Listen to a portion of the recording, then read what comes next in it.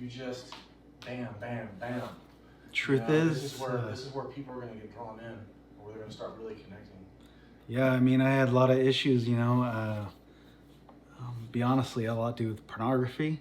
A lot of guys struggle with porn. I think I was like 11 or 12 when my eyes were first exposed to it. And I was raised Christian, and I always loved God. And it caused me to slowly struggle all through school, where always knew about women, how to treat a woman properly, but that struggle caused me to be tied up in lust, and it poisoned me slowly over the years. And I fought for it. I fought years to get off of it. I went down a path of marijuana during my marijuana days. I was doing that just to really numb the pain of my own insecurities. It led me to so much depression. I fought depression for years, on and off. I would have days where I couldn't even make it to the end of the month without struggling with depression for a day. But pornography, I think depression was my biggest hole, and I'd used, I got off of marijuana when I was 23 years old completely, but the porn kept going on. I'd stop for a little while, then I tried everything though. I went to a lot of men's retreats, conferences. I read a lot of books. I did programs like Sozo, cleansing streams. I went through all these hoops, and I just couldn't completely get set free for years. I even went to the Bethel School of Ministry, and I changed and grew a lot there, but I continued to have my own struggles of, honestly, depression was my biggest thing. That's kind of why I couldn't connect. Like I continued to pursue women because I burned to be in a relationship, be married, have kids, and there's days where I threw in the towel, where I was kind of halfway in the world, where I was just going out being like the world. And it was I remember the time when I was completely getting set free. It was March 2019, I think. I was in a phase where, here I am now. I already graduated from school of ministry. I'm in the Army Reserves, still in the Army Reserves, and I was currently very active with my running club, running a lot of marathons, Spartan races. I got to the point where I became so passionate about it, and it's like I noticed for the first time that month the depression was completely just gone. It wasn't there anymore. I've been fighting it for so long, and as I got into 2019 more, eventually the porn just kind of cut off the first time, and then all of a sudden I get connected with, I was already talking on and off with Estella through Facebook, and it was the midsummer. I meet with her finally, and all of a sudden it's like when everything started coming, where I found wholeness in my heart and mind, all of a sudden I meet Estella and we start dating for a while. It wasn't for another 6 months till we got in a relationship, and it was actually December 2019 right before we got in a relationship. She asked me, let's go to this Tuesday night thing at a church. I went. Yeah. We just went to go to church, and this pastor did this altar call, like, aren't you guys getting tired of this struggling, this up and down thing? And I realized I'm just sitting next to her like, I don't want to go into 2020. I want to make sure I'm cut free. And the first time I'm scared, like, there's so many altar calls. I should have raised my hand. I'm just shy to let myself be seen at church with everyone staring at me. And he said, all right, raise your hand for purity. I was sitting next to her and I raised my hand so she couldn't see me. And then he says, okay, on 3, the people raise your hand for purity. I'm gonna ask you to stand up. I'm like, stand up. I'm like, oh no, I have to make a decision now to stay down or let this go. And I stood up.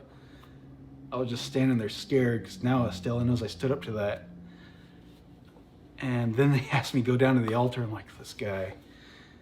Go to the altar, but you know what? As soon as I got to the altar, I was completely free I felt like everything was completely cut off permanently. And I go out to eat with Estella afterwards, and for some reason I have this vibe, I don't think she probably wants to talk to me anymore. She probably thinks I have issues now because I did that. And it was only a few days later we continued to go out, and 2 weeks later we're in a relationship. It's like God was waiting for this moment As soon as that happens, all right, now you can have her. So It's God was preparing you. exactly. Can you say that on there? So God was preparing Yeah, you. God was preparing me. God's. It's tough, man. Being from how old I am, you want to get married, you want to do it right until you're married for sex. We're Christians, we're being pure about this. We're doing it the right way. It's important to say that. I encourage a lot of people to actually make the decision to do it the same too. I mean, it's hard, you get scared, and as years go on, and men who are very passionate. For me, it was that hidden secret of depression that leads you to want to lean towards porn, marijuana, or alcohol to numb it. You got to make the decision to cut that root and just talk to people. Don't be afraid, and just talk to someone you trust. It could be your mom or your friend. That's where it all started with me. It starts somewhere, and eventually you'll start, cutting the roots into fullness, and it's so worth it. Because if I would have found someone before then, I'd probably be divorced right now. Because I wasn't ready. You got to be ready for yourself first. You got to have your heart right. That has to come first. And I've been told that for years by people closest to me, my family. And they all told me this. And I knew deep down it was the truth, but I didn't think I would ever get set free. I couldn't see the road ahead of freedom. Let's go with your story real quick too. I'll cut stuff around. I'll make it transition real smooth. Yeah. And so what was like for you one of the struggles of waiting for your future husband or staying pure or in that area? If you're comfortable talking about that. Yeah, sure. Because you had to, to wait that long, you're honoring God the whole time. Yeah. And there's a lot of younger girls and stuff that it's like, dude, we don't understand that. They don't get it. Sure. Yeah. But yeah.